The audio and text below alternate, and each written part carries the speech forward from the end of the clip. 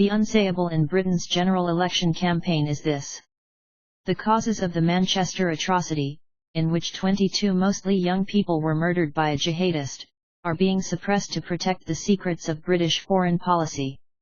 Critical questions, such as why the security service MI5 maintained terrorist assets in Manchester and why the government did not warn the public of the threat in their midst, remain unanswered, deflected by the promise of an internal review.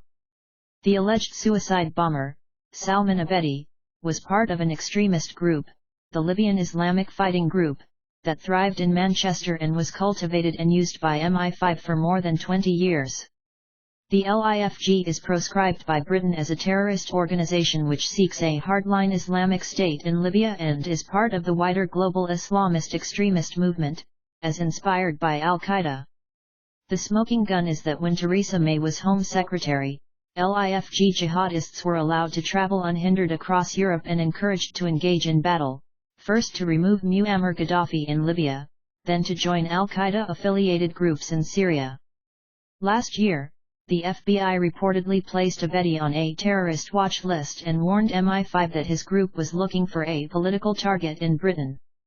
Why wasn't he apprehended and the network around him prevented from planning and executing the atrocity on May 22?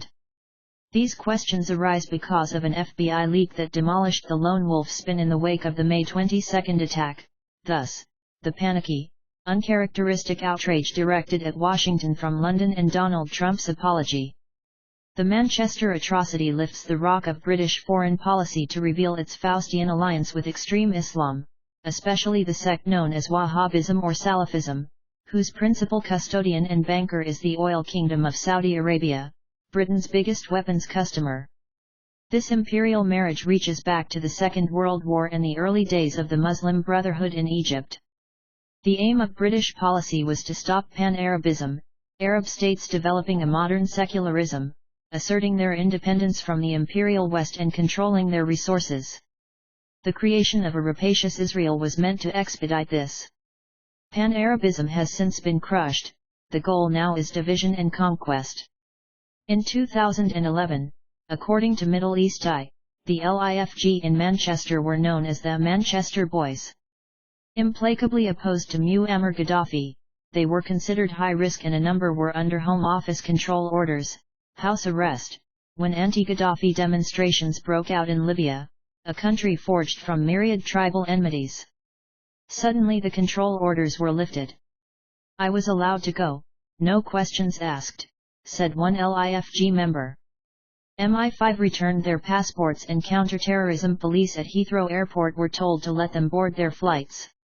The overthrow of Gaddafi, who controlled Africa's largest oil reserves, had long been planned in Washington and London.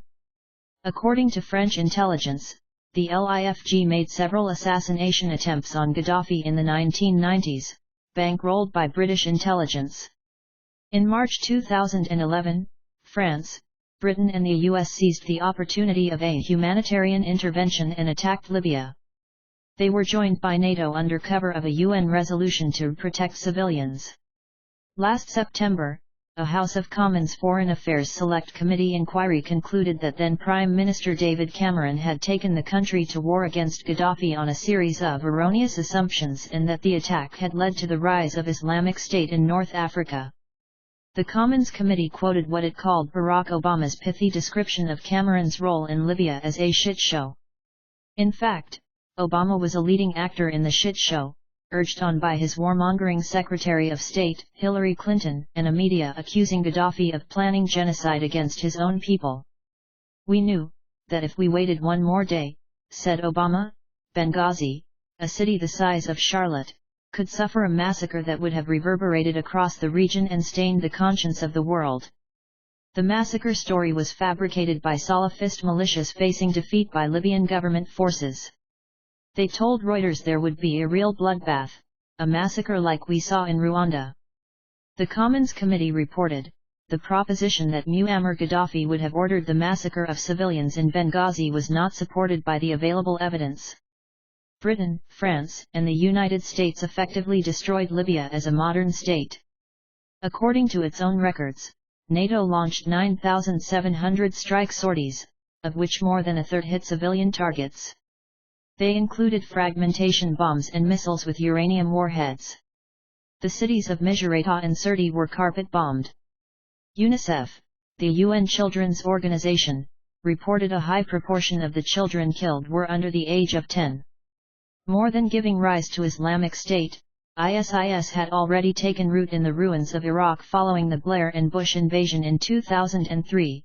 These ultimate medievalists now had all of North Africa as a base. The attack also triggered a stampede of refugees fleeing to Europe. Cameron was celebrated in Tripoli as a liberator, or imagined he was.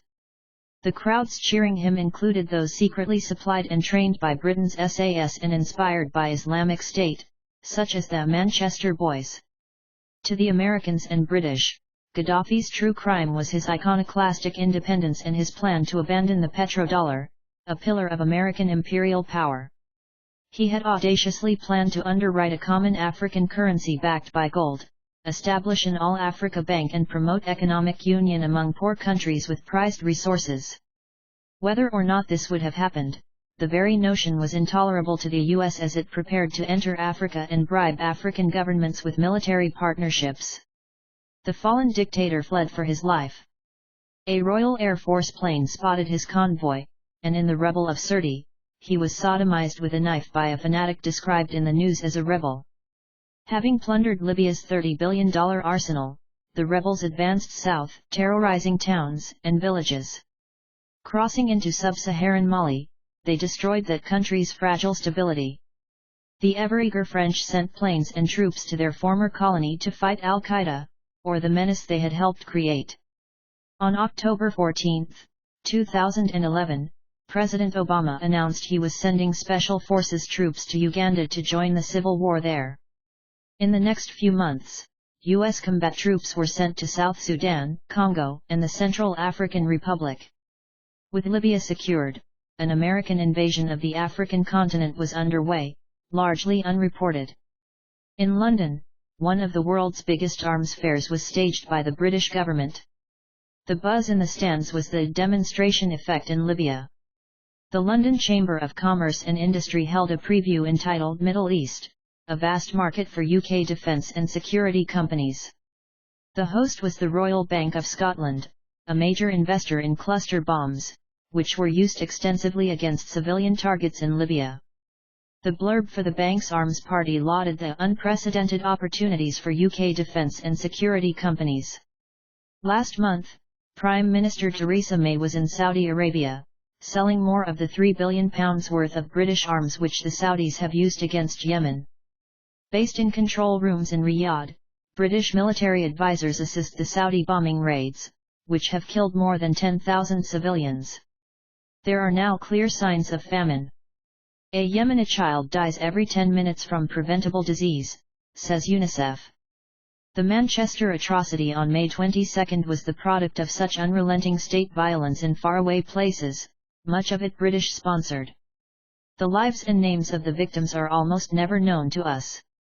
This truth struggles to be heard, just as it struggled to be heard when the London Underground was bombed on July 7, 2005. Occasionally, a member of the public would break the silence, such as the East Londoner who walked in front of a CNN camera crew and reporter in mid-platitude. Iraq. He said.